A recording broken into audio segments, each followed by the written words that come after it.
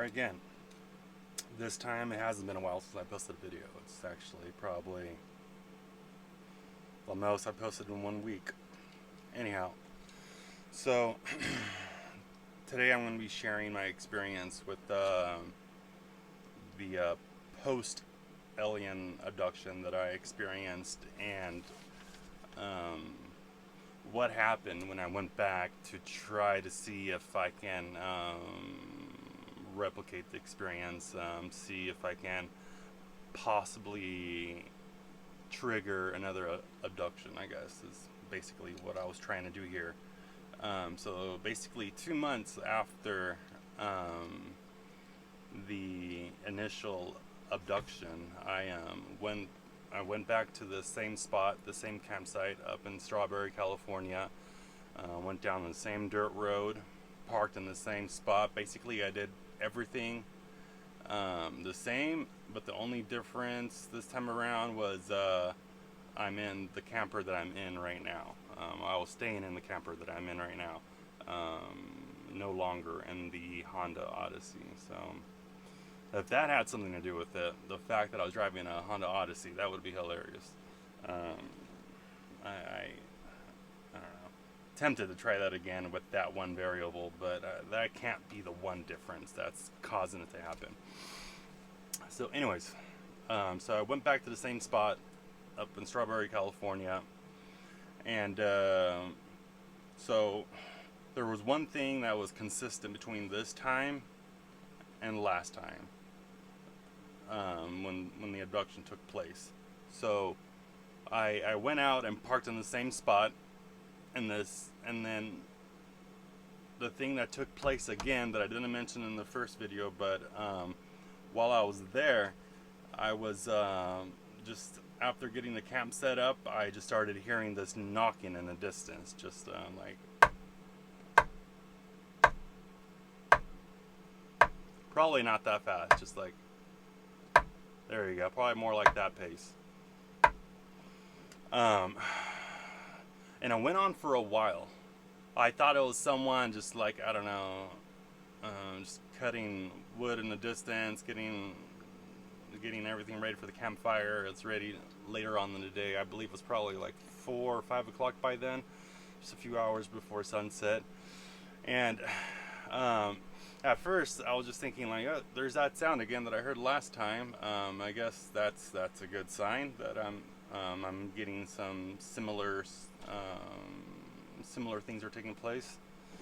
But so I went on for a while, and yeah, so this is the first weird thing, and I would say that knocking sound, which I initially thought was possibly a person camping, setting up for a fire or whatnot, it just went on for hours. So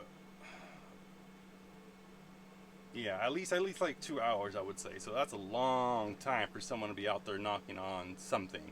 And it was kind of close to the sound of like what it would sound like if you smacked like two 2x4s together. So it was like dry wood knocking against each other. So it wasn't just like something, it wasn't like a woodpecker or anything like that. They sound very different. So yeah, so that was going on. I was just kind of thrown off, but at this point I was kind of thinking like, okay, this is probably gonna happen. So some time passes. Eventually that knocking sound stops before it got completely dark. I'll try to not say so much. It's just that I'm sitting back and kind of trying to recall everything. But so after that happened, I had the dogs out there just kind of running around and whatnot, just kind of just doing their own thing. And then it was starting to get late. It was probably like right around 9 o'clock. There I go again. Right around 9 o'clock. And so I step out of the door, there's one right here, and I call for my dogs. Just it's like it's time to kind of settle in, call it a day, and just time to go to sleep. And then when I didn't step out, I opened the door and I kind of stuck my head out and looked out, kind of looking for the dogs. I called them and whatnot.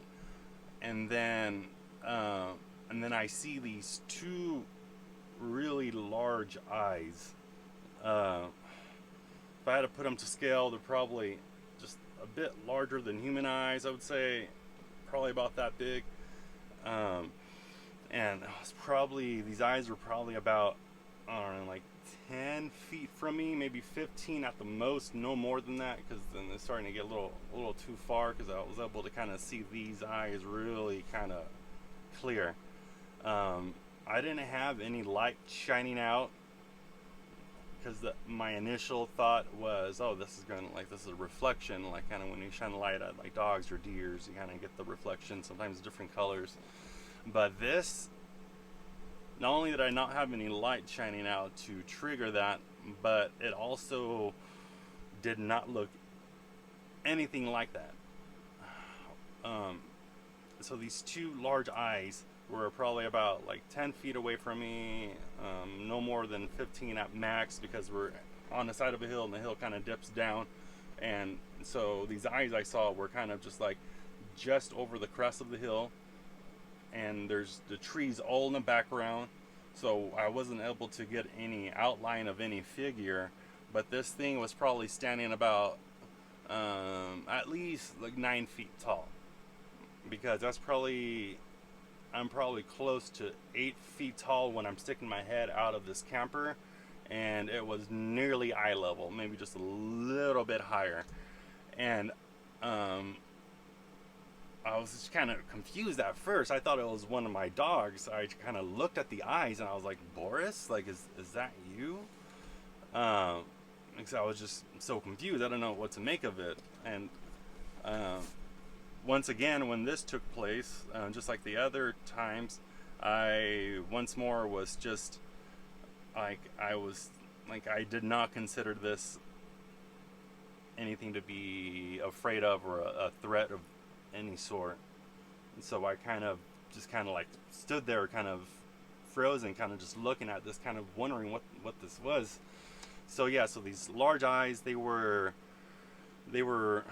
like a really deep red. Here we go, let me get this.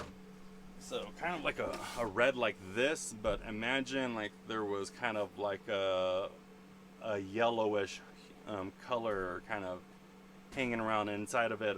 If I were to describe what these eyes look like, the closest thing would be kind of like a coal.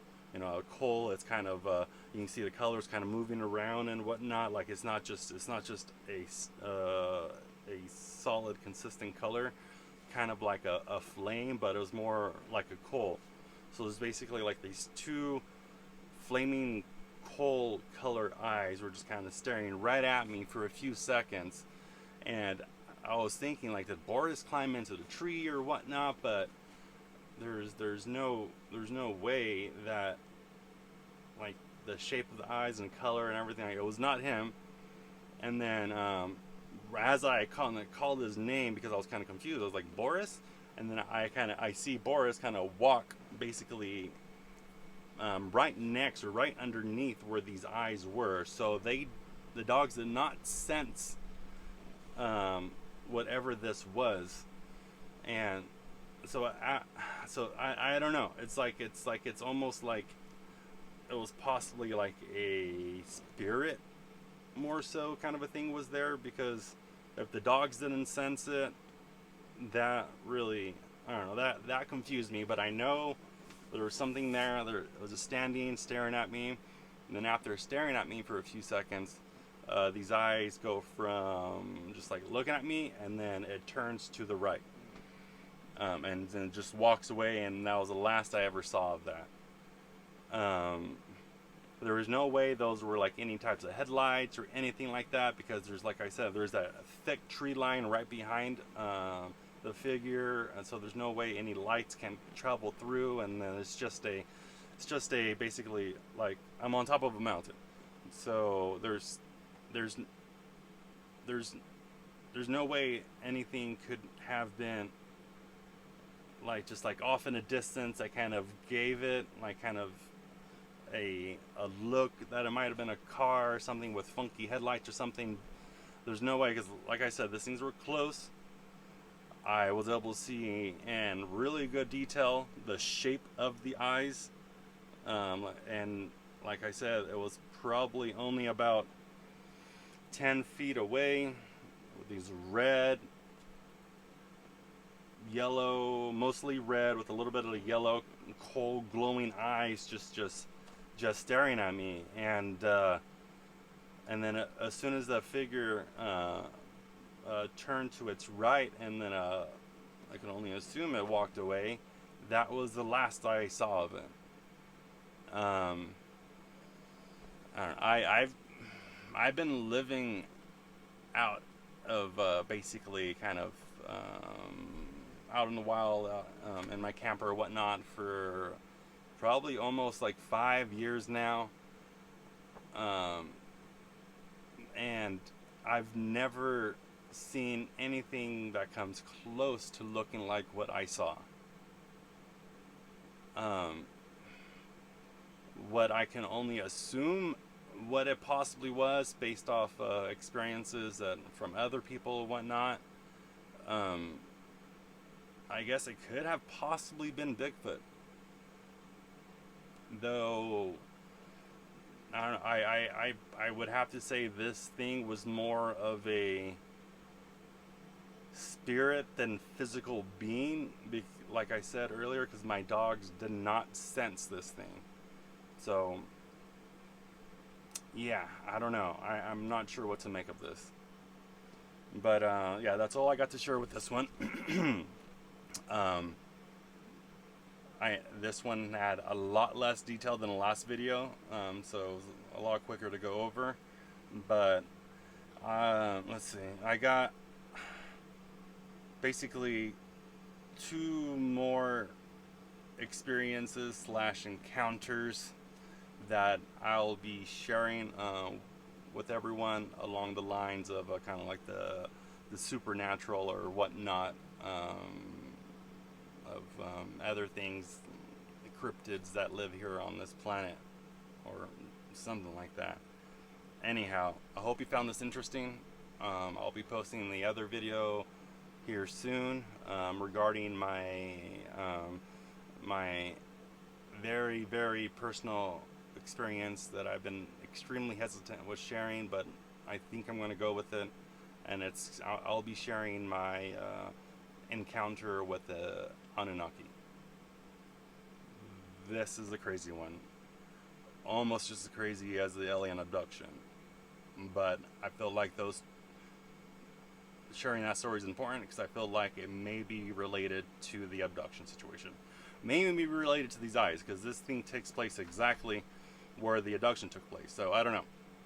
Is Bigfoot kind of like a scout for abductees? Does he go around finding people and say, like, here's a good one to take?